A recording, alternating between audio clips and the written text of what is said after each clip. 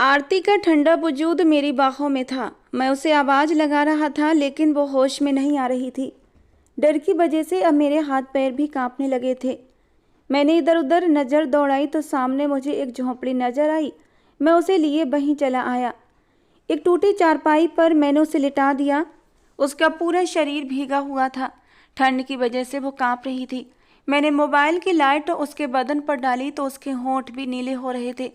मैं धीरे धीरे उसके करीब बढ़ने लगा। जो मैं सोच रहा था मैं वो करना नहीं चाहता था, लेकिन ये करना जरूरी था। अगर मैं ऐसा न करता तो आरती की जान चली जाती। मैंने एक पल के लिए उस लड़की की तरफ देखा। वो लड़की मेरे लिए बिल्कुल अनजान थी। मैं उसे नहीं जानता था। बस इतना जानता था वो मेरी क्लास में पढ़ती है, मेरे ही कॉलेज की लड़की है। मैंने धीरे से अपनी शर्ट के बटन खोलने शुरू कर दिए और अगले ही पल मैं उसके करीब उसकी चारपाई पर लेट गया। धीरे धीरे मैंने उसे अपनी बाहों में समेट लिया था। रात धीरे धीरे पिघलती जा रही थी। मेरे शरीर की गर्मी से आरती के वजूद में हलचल होने लगी थी। जब मेरे हाथों ने आरती के नरम वजूद को छुआ तो मेरे बदन में बिजली सी दौड़ने लगी थी। मैं खुद पर कंट्रोल करने लगा। मैं ये नहीं चाहता था। ये गलत है। वो एक अनजान लड़की है, मुझे उसकी मदद करनी चाहिए। ये पाप नहीं करना चाहिए। लेकिन उस वक्त मुझे कुछ भी दिखाई नहीं दे रहा था। मेरे दिमाग पर शैतान सवार होने लगा और फिर कब अपने बदन की गर्मी देते देते मैं सारी हदें पार कर गया। मुझे कुछ पता नहीं चला। मेरे पापा इस शहर के जाने माने बिजनेसमैन हैं और मैं अपने बाप का इकलौता। मेरे माँ बाप मुझसे बहुत प्यार करते हैं, मेरी सारी ख्वाहिशों को पूरा करते हैं। मेरे फ्रेंड सर्कल में लड़कों के साथ साथ लड़कियाँ भी हैं। मेरी पर्सनालिटी ऐसी थी कि लड़कियाँ मुझ पर दिलो जान से फिदा रहती थीं। मेरे साथ समय गुजारने को वो अपनी खुशकिस्मती समझती थीं। बाप की दौलत और खूबसूरत पर्सनालिटी ने मुझे एक आवारा भंवरा बना दिया था। कोई भी खूबसूरत तितली दिखती तो मैं उसके रंग चुराए बिना नहीं रहता था। ये कहना गलत नहीं होगा कि अब मुझे लड़कियों की बाहों में सुकून मिलने लगा था। कोई भी रात ऐसी नहीं जाती थी जब लड़कियां मेरी बाहों में नहीं होती थीं। लेकिन ये भी एक हकीकत थी, आज तक मैंने कभी किसी लड़की के साथ ज़बरदस्ती नहीं की थी। बल्कि ज़बरदस्ती करने की नौबत ही नहीं आई थी, क्योंकि मेरी एक नज़र ही काफ़ी होती थी और लड़कियां खुद ब खुद मेरी ओर खिंची चली आती। मैं उन्हें महंगे महंगे तोहफे देता, अपनी जादू भरी नज़रों से उन पर ऐसा जादू करता कि वो मेरी दीवानी हो जाती थीं और बिना सोचे समझे मेरे साथ रात गुजारने के लिए तैयार हो जाती। कुछ लड़कियां मेरी इन अदाओं को सच्ची मोहब्बत समझ लेती थीं। वो मेरे साथ रात तो गुजार लेती, लेकिन इसके बाद वो इस रिश्ते को और भी आगे बढ़ाना चाहती। मुझे शादी के लिए जोर देती, लेकिन मैं शादी जैसे झंझटों में पड़ना नहीं चाहता था। हालांकि मेरे माँ बाप पिछले 2 साल से मुझ पर शादी के लिए जोर दे रहे थे। मैं इकलौती औलाद था, इसलिए माँ बाप को मेरी शादी की बड़ी जल्दी थी। उन्होंने तो अपने बिजनेस पार्टनर की बेटी के साथ मेरा रिश्ता भी जोड़ दिया था। कहीं ना कहीं मैं भी सुनैना को अंदर ही अंदर पसंद करता था। वो अच्छी लड़की थी और सुनैना तो मुझे दिलो जान से मोहब्बत करती थी। मेरी रंगीन तबीयत को भी जानती थी। कभी गुस्से से तो कभी प्यार से मुझे समझाती थी कि ये हरकतें छोड़ दो।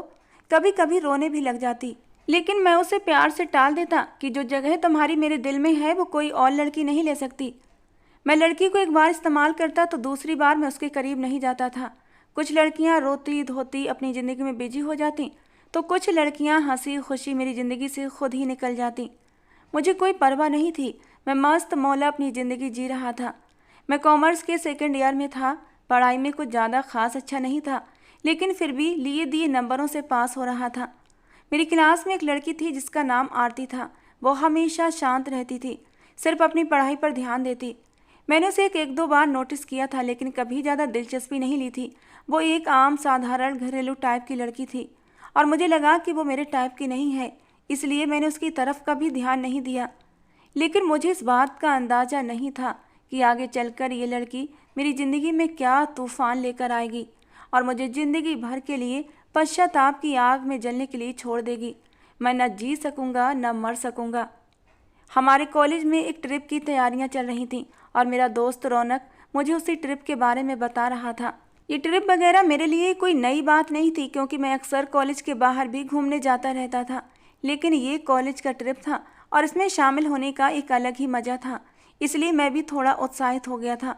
रौनक ने कहा, यार मेरे ट्रिप के पैसे भी तू भर दे, तू जानता है ना मेरे घर के हालात कैसे हैं। मैंने उसकी पीठ पर एक हल्का सा घूंसा जमाया। मैंने कहा, तू ना कहता तब भी मैं तेरे पैसे भर देता। रौनक जोर से हंसा और बोला, यार तू भी कमाल है। इतने में मुझे एक जानी पहचानी आवाज़ सुनाई दी। यार मैं नहीं जा सकती, तू जानती है ना मम्मी पापा इजाज़त नहीं देंगे। मैंने मुड़कर देखा तो आरती अपनी दोस्त के साथ थोड़ी दूरी पर बैठी थी। उसकी दोस्त तो कह रही थी, अरे आरती तू अपने माँ बाप को मना कर तो देख, ये दिन हमारी लाइफ में दोबारा नहीं आएंगे। यही मस्ती, यही यादें हमें ज़िंदगी भर याद रहेंगी। और अगर पैसों की प्रॉब्लम है तो मैं तेरे पैसे भर दूंगी। उस लड़की ने जवाब दिया, पैसों की प्रॉब्लम नहीं है, मेरे मम्मी पापा इतना तो कर सकते हैं, लेकिन वो मुझे अकेले ट्रिप पर जाने की इजाज़त नहीं देंगे। उन्होंने मुझे मुश्किल से पढ़ाई की अनुमति दी है, मौज मस्ती की नहीं। उसकी दोस्त कहने लगी, तू चिंता मत कर, मैं अंकल आंटी से बात करूंगी। और फिर वे दोनों बातें करते हुए चली गई थीं। मैंने अपना सिर झटका और बाकी चीज़ों की तरह इस बात को भी नज़रअंदाज कर दिया। खैर ट्रिप का दिन आ गया था। सारे स्टूडेंट्स बस में सवार हो रहे थे। आखिर में वो लड़की आरती भी बस में चढ़ी। मैंने एक उड़ती सी नज़र उस पर डाली और सोचा, शायद उसकी दोस्त ने उसके माँ बाप को मना लिया होगा। हमारी बस एक जगह पर रुकी जहाँ सभी स्टूडेंट्स बाहर का नज़ारा लेने लगे। कोई चाय के स्टॉल पर खड़ा था तो कोई दूसरे खाने पीने की स्टॉल पर खड़ा था। मुझे सिगरेट की तलब हो रही थी, लेकिन आसपास कोई सिगरेट की दुकान नहीं थी। मैंने इधर उधर नज़र दौड़ाई कि दूर मुझे एक छोटी सी दुकान नज़र आई। मैंने सोचा कि शायद वहाँ से सिगरेट मिल जाए और मैं जल्दी से उस ओर बढ़ा। सिगरेट लेकर मैंने वहीं पीना शुरू कर दिया। तभी मेरे फ़ोन की घंटी बजी। देखा तो सुनैना का कॉल था। मैं सिगरेट पीते पीते उससे बातें करने लगा और शायद बातों में इतना खो गया कि आसपास की फिक्र ही नहीं रही। तभी अचानक मैंने अपने कंधे पर किसी का हाथ महसूस किया। मुड़कर देखा तो आरती मेरे सामने खड़ी थी। वो घबराई हुई बोली, मैं आपको कब से आवाज़ें दे रही हूँ, बस चलने वाली है, जल्दी चलिए नहीं तो बस निकल जाएगी। सारे स्टूडेंट्स पहले ही बस में बैठ चुके थे। मैंने घबराते हुए अपने सिर पर हाथ मारा और तुरंत बस की ओर भागने लगा।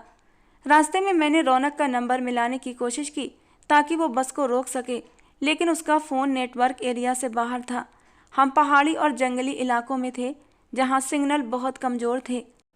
सुनैना से बात करते हुए भी मेरा कनेक्शन बार बार कट रहा था और अब तो पूरी तरह कट चुका था। मैं तेज़ी से बस की ओर दौड़ा, लेकिन पीछे मुड़कर देखा तो आरती मेरे साथ कदम से कदम मिलाकर नहीं भाग पा रही थी। मैं उसके लिए कुछ पल रुका और कहा, जल्दी चलो, बस जा रही है। मैंने उसका हाथ पकड़कर उसे तेज़ी से खींचा और बस की ओर दौड़ा, लेकिन कुछ ही देर में बस हमारी आंखों से ओझल हो गई। हम वहीं खड़े रह गए, बस को धूल उड़ाते हुए जाते देख रहे थे। आरती हताश और परेशान खड़ी थी, उसकी आंखों में आंसू थे। उसने धीमे स्वर में कहा, बस चली गई, अब हम क्या करेंगे। मैं भी निराश होकर बैठ गया। मैंने गहरी सांस ली और गुस्से से कहा, तुमने बस मिस क्यों कर दी, तुम तो बस में बैठ सकती थी ना, क्या ज़रूरत थी मेरे पास आने की। वो आहत नज़रों से मेरी तरफ देखने लगी। कांपती हुई आवाज़ में बोली, मैं तो आपको दूर से ही आवाज़ें लगा रही थी, जब आपने नहीं सुना तो मुझे पास आना पड़ा। आपको मेरा धन्यवाद करना चाहिए, लेकिन आप उल्टा मुझे ही डांट रहे हैं। उसकी बड़ी बड़ी आंखों में आंसू चमकने लगे। मैंने उसके डर और घबराहट को देखते हुए कहा, अच्छा ठीक है, बस ज़्यादा दूर नहीं गई होगी, यहाँ से 2-3 किलोमीटर दूर एक पिकनिक स्पॉट है, वहीं रुकेगी, हम ऑटो से पहुँच जाएंगे। मैंने एक ऑटो वाले को रोका और हम दोनों उसमें सवार हो गए। रास्ते में मैंने ऑटो वाले को पिकनिक स्पॉट का नाम बता दिया। वो हमें वहाँ छोड़कर चला गया। मैंने दूर दूर तक नज़र दौड़ाई, कोशिश की कि अपने साथियों को ढूंढ सकूं, लेकिन हमारे कॉलेज का कोई भी स्टूडेंट नज़र नहीं आया। मैं सोच में पड़ गया कि अब वो लोग यहाँ नहीं आए थे। फ़ोन के नेटवर्क भी काम नहीं कर रहे थे और आरती तो अपना फ़ोन बस में ही छोड़ आई थी। अपने साथियों को ढूंढते हुए मैं आरती का हाथ पकड़े आगे बढ़ता जा रहा था। शाम के साए गहरे होने लगे थे और अचानक मुझे एहसास हुआ कि शायद हम ज़्यादा ही घने जंगल में आ गए थे। मैं घबराकर वापस मुड़ने लगा, लेकिन ये देखकर मेरे होश उड़ गए कि मुझे याद ही नहीं आ रहा था हम किस रास्ते से आए थे। हर तरफ एक ही जैसे रास्ते थे। मुझे परेशान देखकर आरती भी घबरा गई। उसने चिंतित स्वर में कहा, क्या हुआ। मैंने धीमी आवाज़ में कहा, हम शायद रास्ता भटक चुके हैं। मेरी बात सुनते ही उसका चेहरा सफ़ेद पड़ गया। वो डरते हुए बोली, अब हम क्या करेंगे, रात भी होने वाली है, इस जंगल से निकलने की कोशिश करो, नहीं तो यहाँ जंगली जानवर भी हो सकते हैं। मैंने उसे दिलासा देने की कोशिश करते हुए कहा, कुछ नहीं होगा, ये अशुभ बातें मत करो। लेकिन सच तो ये था कि मैं भी अंदर से डर गया था। घना जंगल और शाम का बढ़ता अंधेरा माहौल को और भी डरावना बना रहे थे। ऊपर से आसमान में काले बादल उमड़ने लगे थे। मैं जल्दबाजी में एक रास्ता ढूंढने की कोशिश करने लगा, लेकिन जितनी कोशिश करता उतना ही लगने लगा कि हम जंगल में और फंसते जा रहे थे। अब रात भी गहराने लगी थी और सामने कुछ भी साफ नजर नहीं आ रहा था। मैंने टॉर्च ऑन की और रास्ता देखने की कोशिश करने लगा। तभी आरती गुस्से में फट पड़ी। ये सब तुम्हारी वजह से हुआ है। क्या ज़रूरत थी इतनी दूर जाकर सिगरेट पीने की? तुम्हारी वजह से हमारी बस मिस हुई है। मैंने गुस्से से जवाब दिया, बकवास मत करो, मैं अपनी मुसीबत खुद संभाल सकता था। तुम्हें क्या ज़रूरत थी मेरे पास आने की? तुम तो बस में बैठ सकती थी ना। अब चुपचाप मेरे साथ चलो, ज़्यादा बोलने की ज़रूरत नहीं है। एक तो मैं तुम्हारी जिम्मेदारी उठा रहा हूँ और ऊपर से तुम मुझ पर ही गुस्सा कर रही हो। आरती की आंखों में अब गुस्सा भर आया। कहने लगी, तुम्हें मेरी जिम्मेदारी उठाने की ज़रूरत नहीं है, मैं खुद अपने पैरों पर चल सकती हूँ और तुम देखना, मैं तुमसे पहले ही रास्ता ढूंढ लूँगी। ये कहकर वो दूसरी दिशा में चलने लगी। मैंने उसे रोकने के लिए आवाज़ देने का सोचा, लेकिन गुस्से में मैं खुद भी चुप रहा और उसे जाने दिया। तभी अचानक तेज बारिश शुरू हो गई। हम दोनों ही बुरी तरह फंस गए थे और अब हालात और भी ख़राब हो चुके थे। इस अचानक आफत पर मैं घबरा गया। मैंने उस दिशा में देखा जहां आरती गई थी, लेकिन अब वो कहीं नज़र नहीं आ रही थी। तभी एक ज़ोरदार चीख सुनकर मेरा दिल धक से रह गया। मैं तेज़ी से उसकी ओर भागा और देखा कि आरती एक पेड़ के नीचे खड़ी है। उसका चेहरा डर से सफ़ेद पड़ चुका था। मैंने पास जाकर देखा। मैंने कहा, क्या हुआ, क्यों चीख रही हो? वो बोली, कबीर, मेरे पैर पर कुछ है। मैंने टॉर्च लाइट से उसके पैर पर देखा तो मैंने देखा एक कीड़ा उसके पैर पर रेंग रहा था। मैंने गुस्से से कहा, बेवकूफ़ लड़की, से झटक दो, ये तो छोटा सा कीड़ा है, खुद ही भाग जाएगा। उसने पैर को झटका तो वो कीड़ा दूर जाकर गिरा था और आरती की जान में जान आई थी। लेकिन अब बारिश तेज़ शुरू हो चुकी थी। मैंने कहा, अगर हम जंगल से नहीं निकले तो या तो ठंड की वजह से मर जाएंगे या फिर जंगली जानवर हमारा शिकार कर लेंगे।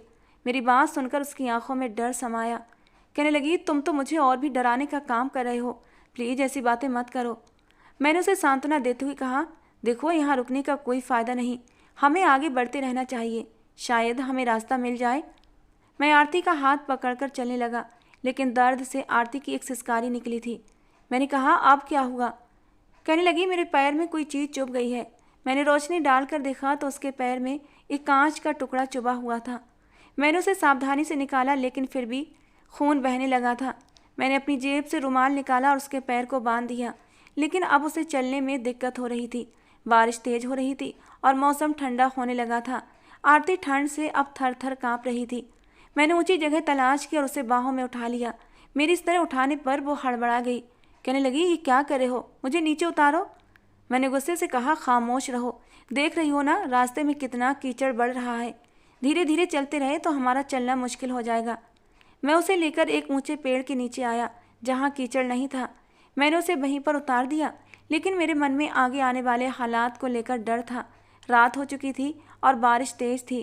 ठंड मुझे भी लग रही थी, लेकिन मैं मर्द था, सह सकता था। आरती एक नाजुक सी लड़की थी, वो ठंड के मारे काँप रही थी कि तभी अचानक आरती मेरे सीने से लग गई। मैंने हैरान होकर उसकी ओर देखा। उसके गाल ठंड से बेजान हो रहे थे। ऐसा लग रहा था जैसे वो होश में नहीं है। मैंने कहा, आरती, होश में आओ, क्या हो रहा है तुम्हें? बारिश इतनी तेज़ थी कि पेड़ की शाखाएं ज़मीन को छूने लगी थीं। मैंने उसे तसल्ली दी, शांत रहो, कुछ ही देर में बारिश रुक जाएगी और हम घर की राह लेंगे। आरती ने खुद को संभालने की कोशिश की, लेकिन मैं महसूस कर सकता था कि ठंड की वजह से उसके हाथ पैर बुरी तरह काँप रहे थे।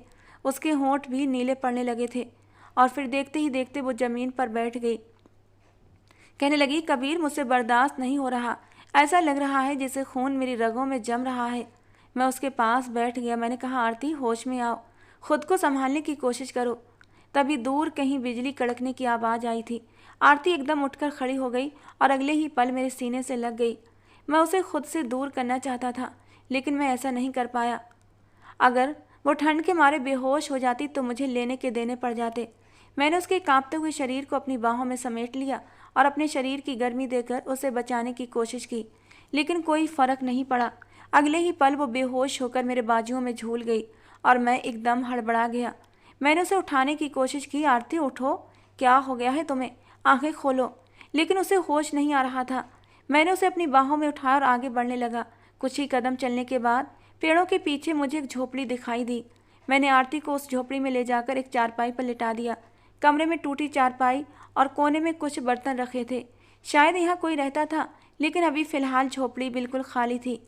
उसकी सांसें अटक रही थीं और उसके होंठ नीले पड़ गए थे। मुझे समझ नहीं आ रहा था मैं क्या करूं, कैसे आरती की जान बचाऊं। अब मेरे पास एक ही उपाय था। मुझे ये कदम उठाने की इच्छा नहीं थी, लेकिन हालात ने मजबूर कर दिया। मैंने अपनी शर्ट उतार कर साइड में रख दी और फिर मैं उसके करीब हो गया। मैं उसके बदन को अपने बदन की गर्मी देकर उसकी सांसें बचाना चाहता था। आरती का नरम वजूद मेरे तन से टकराया तो मेरे पूरे शरीर में बिजली सी कौंध गई थी। मैंने आंखें बंद कर लीं, खुद पर कंट्रोल रखने की कोशिश की, लेकिन मैं खुद को संभाल नहीं सका। मैंने उसे गर्मी देने की कोशिश करते करते सारी हदें पार कर दी और मुझे एहसास ही नहीं हुआ कि कब मैंने अपने हाथ उसके नाजुक शरीर पर बढ़ा दिए थे। सुबह तक आरती को होश आ गया। मैं एक कोने में बैठा था, शायद सो चुका था, लेकिन रोने से सकने की आवाज़ पर मेरी आँख खुल गई। मैंने देखा आरती घुटनों में सर दिए रो रही थी। उसके बाल बिखरे हुए थे। जब हमारी नज़रें मिली तो उसकी आंखों में मेरे लिए नफ़रत की चिंगारियाँ थीं। उसने कहा, तुमने मेरे साथ क्या किया है? मुझे सच सच बताओ। तुमने मेरी इज्जत के साथ खिलवाड़ किया है ना? मैंने तुरंत कहा, नहीं आरती, जैसा तुम सोच रही हो वैसा बिल्कुल नहीं है। मैंने तुम्हारे साथ कुछ भी गलत नहीं किया। लेकिन मैं जानता था वो सब कुछ समझ चुकी थी। फिर भी मैंने झूठ बोलने की कोशिश की। उसने एकदम से आगे बढ़कर मेरा गिरेबान पकड़ लिया। कहने लगी, मैं तुम्हें कभी माफ़ नहीं करूँगी। मैं सबको बता दूंगी कि तुमने मेरे साथ क्या किया है। तुमने मेरी मजबूरी का फ़ायदा उठाया। मैं तो तुम्हारे रहमो करम पर थी, लेकिन तुमने मुझे बर्बाद कर दिया। तुम एक बेहद घटिया इंसान हो। उसकी ऐसी बातें सुनकर मेरा गुस्सा पागलपन की हद तक बढ़ गया। आज तक मुझे कभी किसी लड़की ने ऐसी बातें नहीं कही थीं, और अभी 2 टके की लड़की मुझे इस तरह नीचा दिखाने की कोशिश कर रही थी। मैं ये भूल गया था कि मैंने उसके साथ कितना गलत किया है, क्योंकि मुझे अभी सिर्फ अपनी थोड़ी सी बेइज्जती ही दिखाई दे रही थी। मैंने गुस्से में उसका जबड़ा पकड़ लिया और कहा, देखो, जो कुछ हुआ है उसे एक बुरा सपना समझकर भूल जाओ, वरना मेरी तो बदनामी होगी ही, लेकिन तुम्हारी इससे भी कहीं ज़्यादा बदनामी होगी। मैं तो आराम से कह दूंगा कि ये लड़की खुद ही मेरे साथ रात गुजारने के लिए मानी थी, और फिर कोई मुझ पर शक नहीं करेगा। मैंने उसे डरा दिया। मुझे पता था मेरे धमकाने के बाद वो किसी के सामने कुछ नहीं कहेगी। सुबह तक कॉलेज वालों ने हमें खुद ही ढूंढ लिया था और हम लोग वापस आ चुके थे। 2-3 दिन तक हमें कॉलेज से छुट्टी मिली थी, लेकिन जब मैं अगले दिन कॉलेज आया तो मैंने देखा वो लड़की कहीं भी नज़र नहीं आ रही थी। मैंने काफ़ी देर तक इधर उधर उसे तलाशा, लेकिन उसके किसी दोस्त का भी कोई पता नहीं था। न जाने क्यों मैं उसे खोजता रहा। शायद जो रिश्ता मेरे और उसके बीच जुड़ा था उसे मैं भुला नहीं पा रहा था। मैं उसे काफ़ी देर ढूंढता रहा। मैं उससे माफ़ी मांगना चाहता था। मैंने उसके साथ गलत किया था और शायद वो मुझे माफ़ कर देती। 3 दिन से मुझे बिल्कुल भी नींद नहीं आ रही थी। बार बार आंखें बंद करता तो मुझे उसके ही ख्याल आने लगते थे। मैंने उसकी दोस्त से पूछा तो उसने बताया वो ऊपर क्लास में गई थी, शायद वहीं पर होगी। मैंने जल्दी से अपना बैग कंधे पर लटकाया और ऊपर क्लास की तरफ बढ़ा। जैसे ही क्लास का दरवाज़ा खोला, पूरी क्लास खाली थी, लेकिन वो एक कोने वाली सीट पर बैठी थी और रो रही थी। मैं धीरे धीरे उसके पास गया और उसका नाम पुकारा। उसने एकदम से मुझे देखा और जल्दी से अपने आंसू साफ करती हुई उठने लगी। उसकी आंखों में मेरे लिए नफरत थी। वो जाने लगी तो मैंने कहा, मुझे तुमसे बात करनी है, प्लीज़ मेरी बात सुनो। लेकिन वो मेरी कोई भी बात सुनने के लिए तैयार नहीं थी। मैंने उसका हाथ पकड़कर खींचा तो उसका बैलेंस बिगड़ गया और वो सीधा मेरे सीने से आ लगी। अगले ही पल उसने खुद से मुझे दूर धक्का दिया और कहने लगी, आपकी हिम्मत कैसे हुई मुझे छूने की? खबरदार जो मेरे करीब आए या मुझे हाथ लगाने की कोशिश की। मैंने उसकी गर्दन देखी, वहाँ अब भी निशान बने हुए थे। वो जल्दी से अपना दुपट्टा ठीक करती हुई वहाँ से जाने लगी।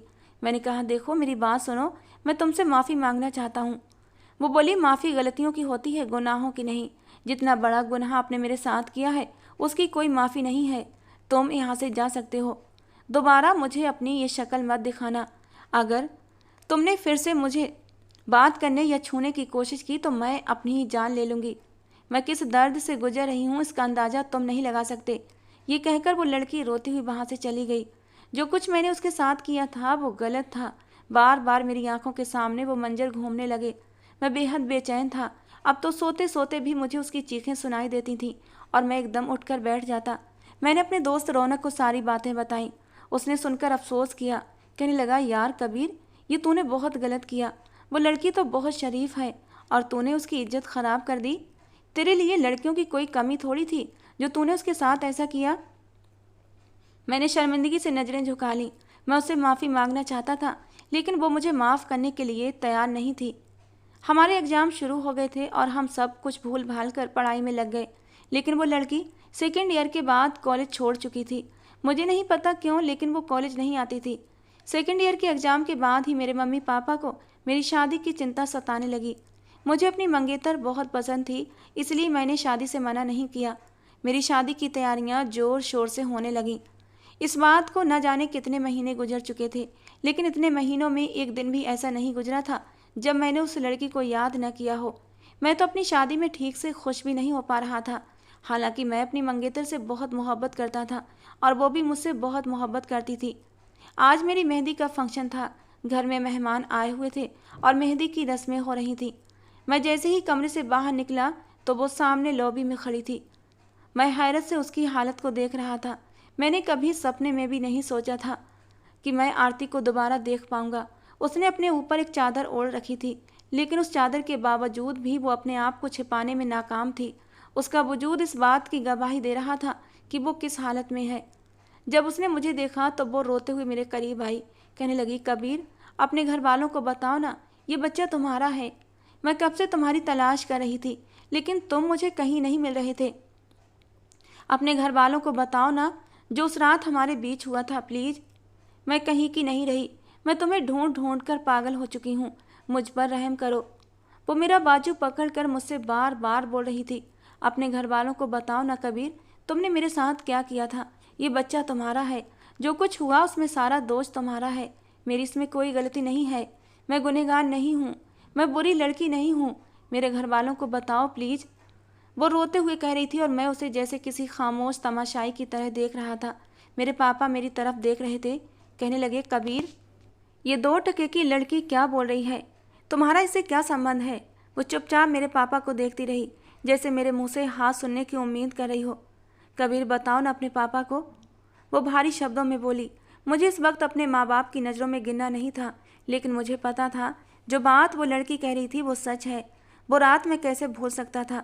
जो जुल्म मैंने उसके साथ किया था, मैं कभी नहीं भूल सकता था। वो रोते रोते कहने लगी, कबीर, मैं मर जाऊंगी। भगवान के लिए मुझ पर दया करो।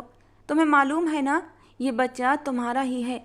तुमने मेरे साथ ऐसा क्यों किया? तुमने मेरी पूरी ज़िंदगी बर्बाद कर दी। मैं उसकी आंखों में देख रहा था, उसके दर्द को महसूस कर रहा था, लेकिन मैं इस बात को कैसे स्वीकार कर लेता? घर में मेहमान भरे पड़े थे। मेरी शादी हो रही थी। मैंने अपने मंगेतर की तरफ देखा, फिर अपने माँ बाप की तरफ। वे उम्मीद भरी नज़रों से मुझे देख रहे थे कि जैसे मैं अभी इस लड़की की बात को नकार दूंगा। मेरा मन भ्रमित होने लगा कि मैं क्या जवाब दूं। बोलो ना कबीर, मैं सच बोल रही हूँ। सबको हकीकत बताओ। वो मेरे सामने अपने बड़े हुए पेट पर हाथ रखते हुए उस बच्चे की गवाही ले रही थी, जहाँ मेरे ही अस्तित्व का एक अंश पल रहा था। वो मेरा बच्चा था, लेकिन मैं किस मुँह से इस बात से इनकार कर सकता था? मेरे अंदर एक अजीब सी बेचैनी होने लगी। कैसे मैं अपने बच्चे से इनकार कर सकता था? लेकिन अचानक ही मैं उससे 2 कदम पीछे हट गया। वो सहम गई। प्लीज़ कबीर, ये मत कहना ये बच्चा तुम्हारा नहीं है। मैं मर जाऊंगी। मेरे घर वाले मुझे मार देंगे। मैंने उन्हें कहा है कि तुमने मेरे साथ गलत किया था। मेरी कोई गलती नहीं थी। मैंने अपने घर वालों को बहुत मुश्किल से मनाया है कि मैं तुम्हें उनके सामने लाकर खड़ा करूंगी। वो खुद अपने मुंह से सारी सच्चाई बता देगा कि जो कुछ हुआ था उसमें मेरी मर्जी शामिल नहीं थी। प्लीज़ कबीर, मुझे बचा लो। इस बच्चे को बचा लो। मेरे घर वाले मुझे मार देंगे, इस बच्चे को भी मार देंगे। वो रोते रोते कहती जा रही थी और मुझे समझ नहीं आ रहा था कि मैं क्या करूं। मेरे पापा ने ऊंची आवाज़ में कहा, कबीर, बताओ ना, चुप क्यों हो? ये लड़की झूठ बोल रही है ना? आज तुम्हारी शादी है, ये क्या तमाशा लगा रखा है? फिर मैंने होठों को थोड़ा सा खोला था। मैंने कहा, पापा, मैं इस लड़की को नहीं जानता। मैंने तो इसे कभी देखा भी नहीं। आरती के लिए जैसे उसके सर पर आसमान गिर गया था। कबीर, ऐसा मत कहो। ये बच्चा तुम्हारा है। तुम क्यों अपनी बात से मुकर रहे हो? मेरे पापा आगे बढ़े और उन्होंने आरती को एक जोरदार धक्का दिया। दूर रहो मेरे बेटे से। अपनी गंदगी हमारे खानदान पर थोपने की ज़रूरत नहीं है।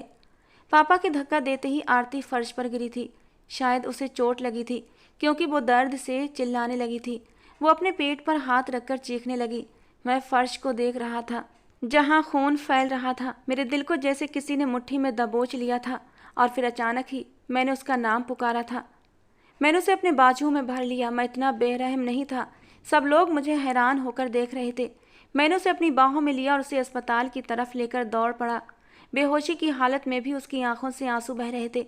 मैंने पहले भी गुनाह किया था, लेकिन अब मैं फिर से एक और गुनाह कर बैठा था। शायद अब तो मैं माफ़ी के काबिल भी नहीं था। इतनी रातों से मैं सो नहीं पाया था, इतनी रातों से बेचैन था, और इसकी वजह यही थी कि ये लड़की बहुत तकलीफ से गुजर रही थी। उसने कैसे अपने घर वालों का सामना किया होगा, कैसे लोगों की बातों का सामना किया होगा, ये सोच कर ही मेरे रोंगटे खड़े हो गए थे। मैं तो अपने घर वालों का सामना भी नहीं कर पा रहा था, फिर वो तो एक लड़की थी। डॉक्टर ने बताया उनकी कंडीशन बहुत सीरियस है। उनके पति कौन है? मैं खामोशी से बैठा हुआ था, कुछ भी बोल नहीं पा रहा था। समझ नहीं आ रहा था कि कैसे बोलूं। तभी अचानक मेरे मुंह से निकला, मैं हूं उनका पति। डॉक्टर ने कहा, देखिए उनकी हालत बहुत ख़राब है, उनकी जान बचाना मुश्किल है, और ऐसे में उनके बच्चे की जान को भी खतरा है। मैं हैरानी से डॉक्टर की तरफ देखता रहा। डॉक्टर प्लीज़ उसे बचा लो, बच्चे को भी बचा लो। जितना पैसा लगे मैं सब देने को तैयार हूँ, लेकिन प्लीज़ मेरी बीवी और बच्चे को कुछ भी नहीं होना चाहिए। डॉक्टर मेरे कंधे पर हाथ रखकर मुझे तसल्ली देते हुए अंदर चली गई। मैं बाहर बैठा रो रो कर भगवान से उसकी और अपने बच्चे की दुआएं मांग रहा था। कुछ देर बाद डॉक्टर बाहर आई। उनके हाथ में कम्बल में लिपटा हुआ एक बच्चा था। डॉक्टर ने बच्चे को मेरे हाथ में थमाते हुए कहा, बधाई हो, आपका बेटा हुआ है। मैंने बच्चे की तरफ देखा और उसे अपने हाथों में ले लिया। वो बिल्कुल मेरी कॉपी लग रहा था। मैंने कांपते हुए आवाज़ में कहा, इसकी माँ? डॉक्टर ने अफसोस से सिर हिलाते हुए कहा, उनकी कंडीशन बहुत सीरियस है, आपको आखिरी बार अपनी वाइफ से जाकर मिलना चाहिए। मेरा दिल जैसे किसी ने मुट्ठी में लेकर निचोड़ दिया था। मैंने वो बच्चा रौनक को थमाया और जल्दी से रूम की तरफ गया। वो सामने ही लेटी थी, उसकी आंखों से आंसू बह रहे थे, लंबी लंबी सांसें ले रही थी। मुझे देखते ही उसने अपना चेहरा दूसरी तरफ कर लिया। मैं उसके पास जाकर बैठ गया और उसका हाथ पकड़ लिया। देखो आरती, मैं तुम्हें स्वीकार कर लूँगा, भगवान के लिए मुझे माफ़ कर दो, सब कुछ ठीक हो जाएगा। तुम्हें अपनी ज़िंदगी की हिम्मत हारनी नहीं होगी, तुम्हें जीना होगा, हमारे बच्चे के लिए जीना होगा। हम एक नई ज़िंदगी की शुरुआत करेंगे, सब कुछ एक बुरे सपने की तरह भूल जाएंगे। बस मुझे माफ़ कर दो और ठीक हो जाओ। वो मुश्किल से बोली, मुझे कुछ नहीं चाहिए कबीर, बस बच्चे का ख्याल रखना। तुमने मुझे बहुत तकलीफ़ दी। अगर तुम मुझे दुनिया वालों के सामने जीते जी बेगुनाह साबित कर देते तो मुझे मरते हुए इतनी तकलीफ़ ना होती। काश तुम मेरे घर वालों को बता देते कि उस रात जो कुछ हुआ उसमें मेरी कोई गलती नहीं थी। मुश्किल से अटक अटक कर वो बोल रही थी। मैंने उसका हाथ अपने हाथों में थाम लिया। मैंने कहा, देखो तुम्हें कुछ भी नहीं होगा, मैं तुम्हें कुछ भी नहीं होने दूंगा। मैं तो तुमसे झूठ बोलता आया हूँ और शायद खुद से भी झूठ बोलता आया हूँ कि मेरा तुमसे कोई लेना देना नहीं है, लेकिन हकीकत तो ये है कि मैंने तुम्हें एक पल के लिए भी नहीं भूला। मैंने हमेशा तुम्हें याद किया था, तुम्हारी याद में तड़पता था, रातों को रोया करता था। आज मुझ पर इस बात का खुलासा हुआ है कि मैं तो तुमसे मोहब्बत कर बैठा था। प्लीज़ मुझे यूँ छोड़कर मत जाओ, मैं तुम्हारे बिना मर जाऊँगा। लेकिन सब कुछ ख़त्म हो चुका था। मेरी मुट्ठी से वक्त रेत की तरह फिसल चुका था। मैं खाली हाथ रह गया था। उसकी सांसें थम चुकी थीं, उसका पूरा शरीर ढीला पड़ चुका था। मैं उसे उठाने की कोशिश कर रहा था, उसे हिला रहा था, लेकिन वो नहीं उठी। वो इस दुनिया को छोड़कर जा चुकी थी। वो मेरे लिए सिर्फ एक अनजान लड़की थी, लेकिन अब वो मेरी सब कुछ बन चुकी थी। मेरा दिल टूट रहा था। उस दिन मैं चीखें मार मार कर रोया था। रौनक मुझे संभालने की हर मुमकिन कोशिश कर रहा था। मैंने अपने माँ बाप को हकीकत बता दी, उसके घर वालों को भी, लेकिन मैं अब भी इस पछतावे से निकल नहीं पा रहा था कि मेरी वजह से एक मासूम लड़की की जान चली गई। वो कितनी तकलीफ़ से गुजरती रही। मेरी शादी मेरे मंगेतर सुनैना से हो गई थी। सुनैना बहुत अच्छी लड़की थी। उसने मेरे बच्चे को दिल से अपना लिया था। उसे वैसे ही प्यार करती थी जैसे एक माँ अपनी सगी औलाद से प्यार करती है। लेकिन मैं अपनी गलती के पछतावे से निकल नहीं पा रहा था। हर रात दर्द से गुजरते हुए मेरी हालत अजीब होती जा रही थी। मैं रोज़ रातों को रो रो कर भगवान से अपने गुनाहों की माफ़ी मांगता था। मेरी हालत को देखकर सुनैना परेशान थी। वो मुझे समझाती, कबीर खुद को संभालो, जो गुजर गया वो वापस नहीं आ सकता। तुम इतनी शिद्दत से और इतनी तड़प तड़प कर भगवान से माफ़ी मांगते हो, ज़रूर भगवान ने तुम्हें माफ़ कर दिया होगा। लेकिन सुनैना के लाख समझाने के बावजूद भी मेरे दिल को चैन नहीं मिल रहा था। दोस्तों, आज की हमारी ये कहानी आपको कैसी लगी ज़रूर बताना। पसंद आई हो तो प्लीज़ लाइक करना। रोज़ एक नई कहानी सुनने के लिए हमारे चैनल को भी सब्सक्राइब करना। मिलते हैं दोस्तों अगली किसी नई कहानी के साथ।